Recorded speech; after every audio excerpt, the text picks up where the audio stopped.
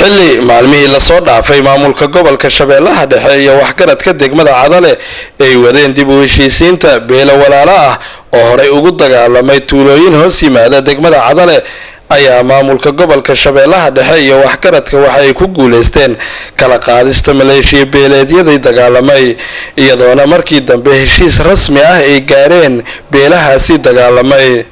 qaar ka mid ah waxgaradka ayaa ugu horeyn sheegay inay heshiiyeen وين سو سلامين waxay ku yimaadeen in kala hadlaan maslaxa caam oo walaaltinimo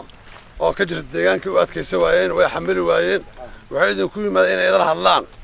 wixii walaaltinimo ay ka dawladahan idin sheegan dhalinyarada xoogaa bariyahan qorshaashku ka dhax jiray meel dheerna aan jirin hadii alla ma waana la isfahmay markana mas'uuliyadda waxaan ku wareejinay dawladayna ku wareejinay waxa waaye shacab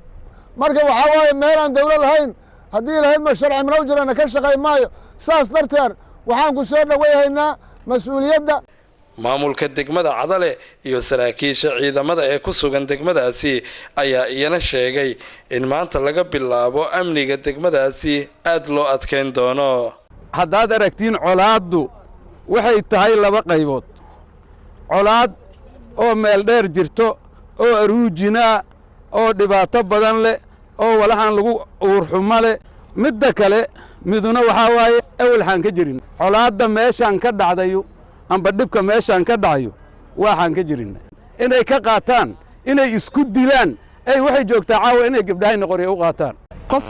qofka kale to walaalkiis ama in adeerkiisa ma yaqaan wuxuu ku dilay laakiin hadda kadib qofka jidkaas galo ee shacabka masaafurka oo masaakiinta dhibaayo hadii la dilo waxa waaye idinta wax ma dhaay gudoomiyaha maamulka gobolka Shabeellaha Dhexe Axmed Meyri Makaraan ayaa sheegay in nabadda laga shaqeeyo isla markaana colaadaha aan la hurin colaad in la huriyo wax faa'iido lagu gaaray male waxaan u jeesaynaa maanta laga bilaabo dhinaca nabadda dhinaca horumarka dhinaca sharafka dhinaca dadnimadayna dhinaca uma jeesahayno dhibaatada iyo dadnimo xumada caawa waa naga habeen qof kastoon la hadalna biri meesha ay loogu talagalay hadaysan joogin annaga ayaa tigi doona goob kasta loogu talagalay hadaysan joogin birita jawaabteeda odayaasha waa ka wareegta annaga bixeen sidoo kale barbaarta gaashaaman ayaa iyana shirbiyo ku soo bandhigay muhiimadda uu leeyahay heshiiska beelahani walaalaha ah waxa la heer habarteeyo heer adoogayo waa ahdiil amadaas ida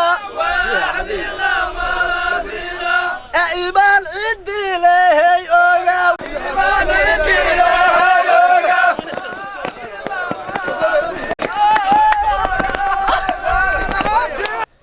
إسماعيل عبد الله سبرية يونيفرسال TV دقم حيبات كعضلة قبل كشبه لها ده